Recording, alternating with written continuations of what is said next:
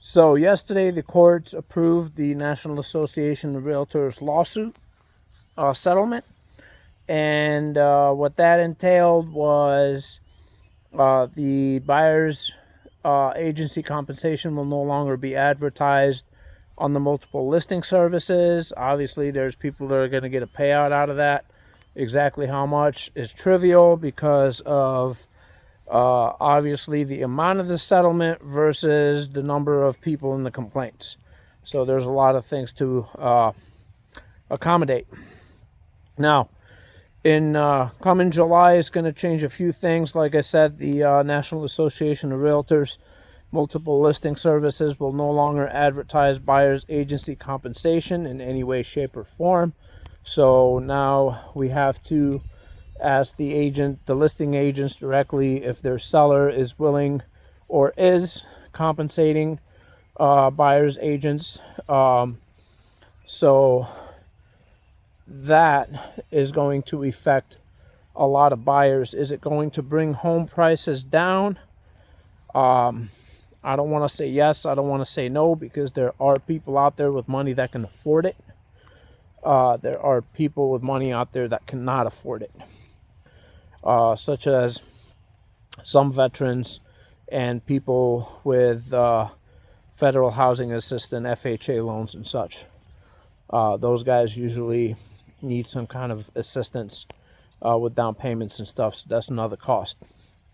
So that's how that decision affects buyers. Now, today, Fannie Mae came out and said that sellers who participate in helping the buyers pay for the buyer's agency compensation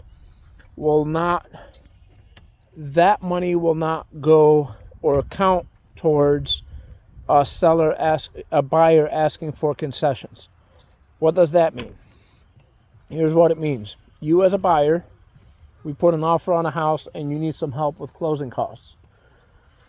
So let's say it's $100,000 and 3% concessions are allowed. So $100,000. So we put an offer in for $100,000 on a house, and we ask the seller to give us 3% concession to help you with closing costs, which is $3,000 or other stuff.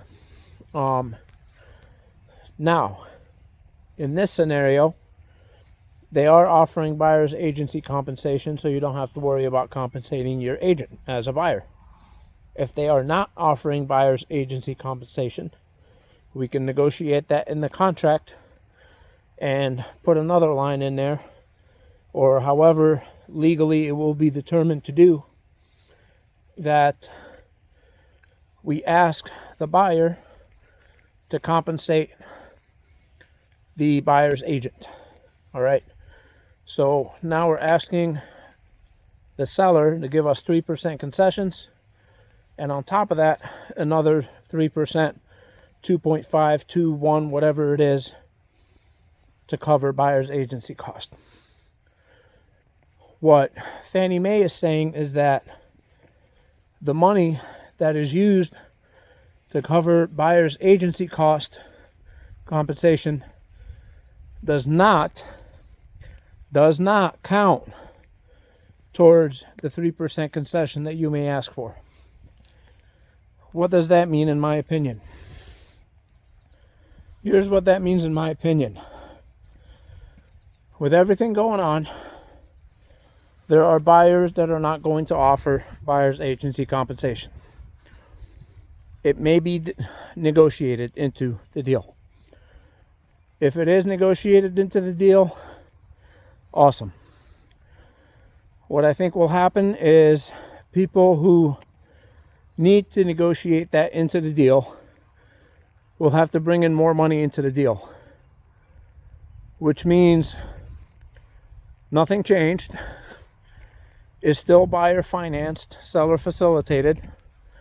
The buyer is financing the whole deal, because without a buyer, nobody's home is getting sold. I don't care who you are.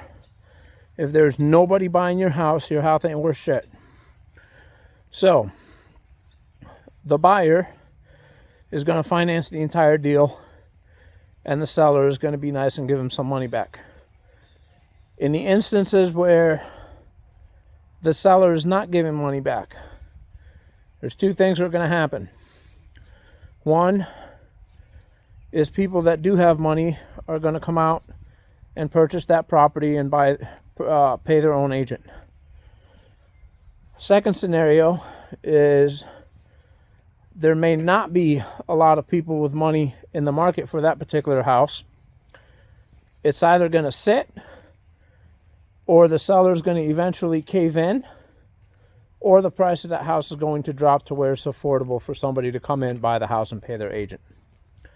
So if you are a buyer going into the market, I would highly suggest that you make sure you have an extra 3% of whatever the house you're looking for costs laying around, gifted from family, whatever legal way you could get it, so that way when you close on the house, that money's available to pay your agent. All right. Now, I'm not telling you to go out there and get a loan, because you get a loan that's going to change your credit. I'm just saying, shop within your means of things that are changing. So with that, you want to talk more, give me a call, 810-209-4311. Send me an email, josephg@refacmi.com, refacmi.com. Or check out my website, realtorjoeg.com. I'm Joe Schmeiel with Real Estate for a Cause in Grand Blanc, Michigan, coming at you with today's Daily Dibs. Enjoy the rest of your day, stay safe, and as always, God bless.